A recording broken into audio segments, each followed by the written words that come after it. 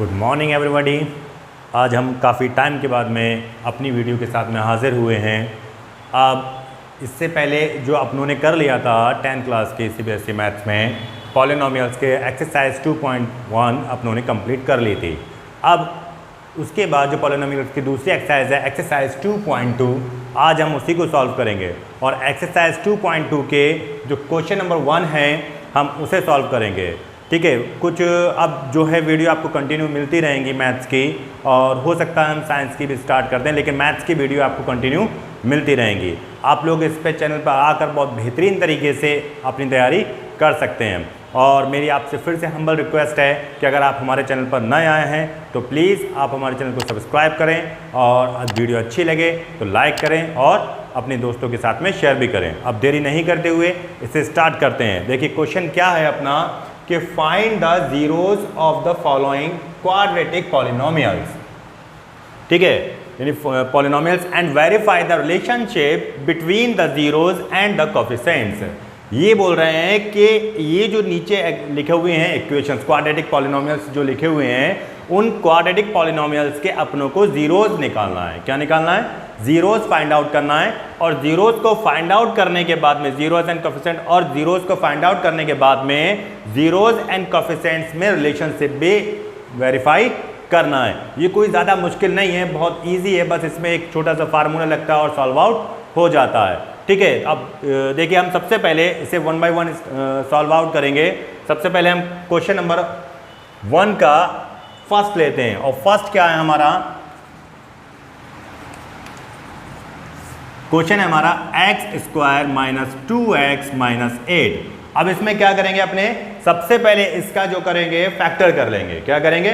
Factor कर लेंगे। अब फैक्टर करने के लिए क्या करते हैं? देखिए ये जो फर्स्ट टर्म है, फर्स्ट टर्म की मल्टीप्लाई थर्ड वाले से कर देते हैं। तो यहाँ पर जब कुछ नहीं होता है तो 1 होता है। अब 8 की मल्टीप्लाई 1 से करो तो 8 1 इज 8। ठीक है, और जब यहाँ पर माइनस साइन हो, कैसा साइन हो? माइनस साइन हो, तो ये जो वाले फैक्टर है इसके फैक्टर ऐसे करना है कि मल्टीप्लाई करने पर तो 8 आए, मल्टीप्लाई करने पर 8 आए, और यहाँ पर जब माइनस साइन है ना, और सब्ट्रैक्ट करने पर 2 आए।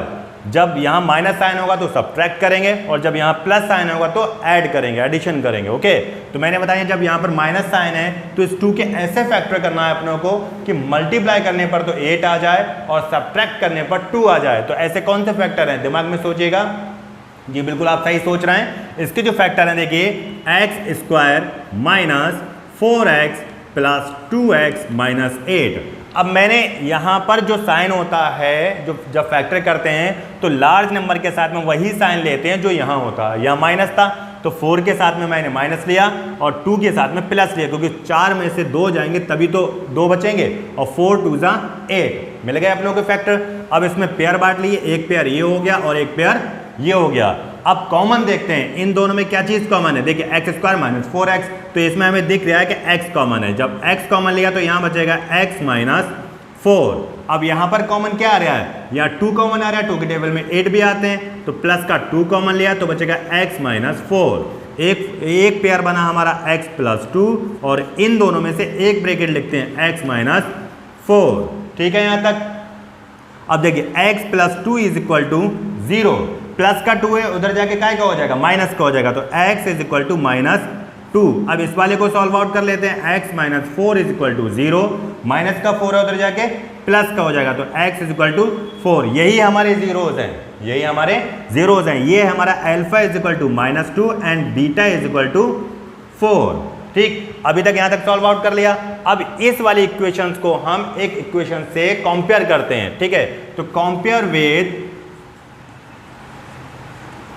with x² minus x plus ax² plus bx plus c is equal to 0। इस वाले इक्वेशन से कंपेयर कर लेते हैं। अब देखिए यहाँ पर क्या होगा, इससे अगर कंपेयर करें तो यहाँ की वैल्यू जो आएगी वो करके a आएगी, तो a इज इक्वल टू 1 हो गया। ठीक है, और ये जो वैल्यू आई वो b की वैल्यू आई, b is equal to minus 2 हो गया, और c is equal to minus 8 हो गया। ये सारी वैल्यूज आ गई। अब सबसे पहले लिखते हैं वेरिफिकेशन। वेरिफिकेशन करने के लिए क्या करना पड़ेगा? वेरिफिकेशन जो बोला है ना उन्हें वेरीफाई, अब वेरीफाई को ही वेरिफिकेशन कर रहे हैं। तो देखिए सबसे पहले लिखेंगे हमने sum of zeros, sum of zeros is equal to formula होता है माइनस बी अपॉन ए, और सम ऑफ जीरोज को कहते हैं अपने alpha plus beta is equal to minus B, B की वैल्यू माइनस का 2 माइनस माइनस हो जाएंगे प्लस 2 अपॉन 1। अल्फा की वैल्यू है हमारे पास में -2, तो -2 प्लस बीटा की वैल्यू है 4 इज इक्वल टू 1 2 इज 1 1 2 2, तो 2 आ गया, और 4 में से 2 जाएगा तो कितना बचेगा 2, तो 2 इज इक्वल टू 2 हो गया वेरीफाइड प्रूव। ठीक है, अब इसका दूसरा होता है product of zeros, product of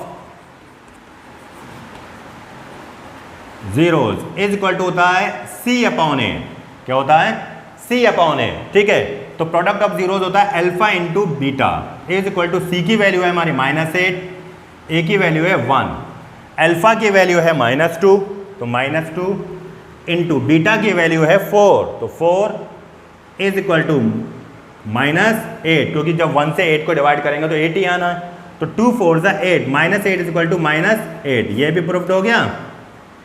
ठीक, जब दोनों वैल्यू एक जैसी आ जाती हैं तो हमें पता चल जाता है कि वेरिफिकेशन सही है हमारा, और जब वेरिफिकेशन सही है तो हमारे आंसर भी सही है। तो इस तरीके से हमने क्वेश्चन के आंसर को वेरीफाई भी कर दिया। ठीक है, अब आप जल्दी से इसे नोट डाउन कर लें, स्क्रीनशॉट लेकर नोट डाउन कर लें, तब हम नेक्स्ट वीडियो में आप क्वेश्चन नंबर 2 की तरफ जाएंगे। इसी का क्वेश्चन नंबर 1 का 2 करेंगे, क्योंकि हम 1 बाय 1 करना चाहते हैं ताकि आपको टाइम भी नहीं लगे और हर वीडियो को, हर क्वेश्चन को आप बहुत ईजिली सॉल्व आउट कर सकें और कर सकें।